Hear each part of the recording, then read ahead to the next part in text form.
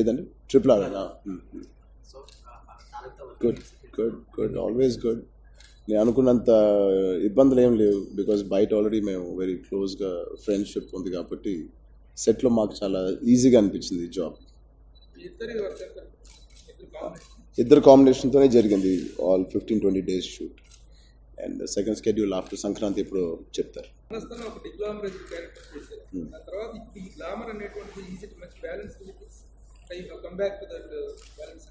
Comeback లేదు మళ్ళీ, దాని తర్వాత మళ్ళీ ఒక డీ గ్లామ్.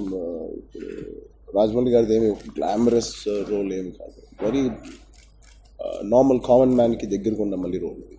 సో అన్నీ బ్యాలెన్స్గానే అవుతుందని అనుకుంటాను. ఇప్పుడు మల్టీ స్టార్ అనేటప్పటికి ఒక పెద్ద సీనియర్ స్టార్తో ఒక యంగ్ స్టార్ చేస్తారు, అవి ఎక్కువగా వస్తాయి multi star. But this triple R ఇది first time multi star. Too contemporary sir, మేమే షాక్ అయ్యాం ఇలాంటి ఒక ఆఫర్ మాకు వచ్చినప్పుడు. సో ఐ థింక్ డెఫినెట్గా దీన్ని ఫుల్ ఫ్లెడ్జ్డ్ ఎంటర్టైన్మెంట్, దాని ఈ కాంబినేషన్కి జస్టిఫికేషన్ రాజమౌళి గారు ఖచ్చితంగా ఇస్తారు అనేది. ఆయనకే ఎక్కువ పని మా ఇద్దరికన్నా, మా ఇద్దరిని బ్యాలెన్స్ చేయడం, మా ఇద్దరు ఫ్యాన్స్ని హ్యాపీ చేయడం, అలాగే జనరల్ ప్రేక్షకులు ఆయనకి అయితే రాజమౌళి గారికి ఉన్న వైడ్ జనరల్ ప్రేక్షకులు ఉన్నారు వాళ్ళని కూడా సాటిస్ఫై చేయడం. సో సైలెన్స్ సైలెన్స్ సైలెన్స్ ఒక షాక్ కానీ అది కాదు, అంటే ఇలాంటి థాట్ ఒకరికి వస్తుందా అనే ఒక ఆశ్చర్యంతో నేను క్వైట్ అయిపోయాను. బట్ అక్కడే ఉన్నారు తారక్ కూడా, మేము ముగ్గురం అక్కడే ఉండి తారక్ ఫస్ట్ బాగా రియాక్ట్ అయ్యాడు. బట్ నేను ఆ సైలెన్స్ నుంచి అంత మంచి థాట్ వచ్చిందనే ఒక ఆశ్చర్యంతో నేను మెల్లగా రియాక్ట్ అయ్యాను.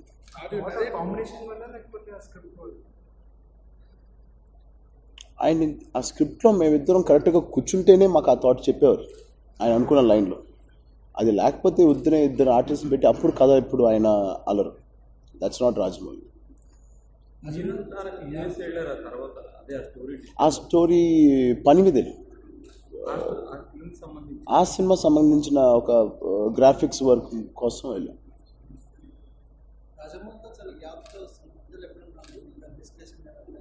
ఏంటి సార్ నేను అవును ఎక్కడనే ఆయనకి వరుసగా ఆయనే సినిమాల్లో ఉన్నారు. ఈగా చేశారు, దాని తర్వాత పెద్ద సినిమా బాహుబలి. సో న్యాచురల్గా జరిగిన ఒక గ్యాప్ తప్ప, అండ్ మధ్యలో ఎప్పుడు మాట్లాడుకోలేదు. మళ్ళీ ఆ సైరా ఓపెనింగ్ అప్పుడే ఆయన నేను చీఫ్ గెస్ట్ పిలిచినప్పటి నుంచి మళ్ళీ ఆయనకి అప్పుడే ఖాళీ సమయం దొరికింది బాహుబలి తర్వాత. ఏమండి రాజమౌళి గారు అన్నారు కదా ఎన్ని రోజులు మమ్మల్ని అక్కడ ఆర్ఆర్ఆర్ సెట్లో పెడతారు. ఒక టైం అని ఫిక్స్ చేయలేదండి. ఆయన సినిమాలు అలా టైం ఫిక్స్ చేస్తే ఆయన పని చేయలేరు, మేము ఆయన ఫ్రీగా ఉండలేరు. So it's timeless project. ఎప్పటి నుంచో వర్క్ చేద్దాం. మిర్చి తర్వాత నుంచి నేను శివ పని చేద్దాం అనుకుంటున్నాను.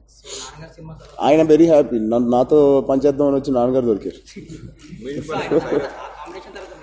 అఫ్ కోర్స్ ఉంటుంది, డెఫినెట్గా ఉంటుంది, ప్లాన్ చేస్తున్నాను. Thanks for watching. For more interesting updates, don't forget to subscribe Filmy Looks.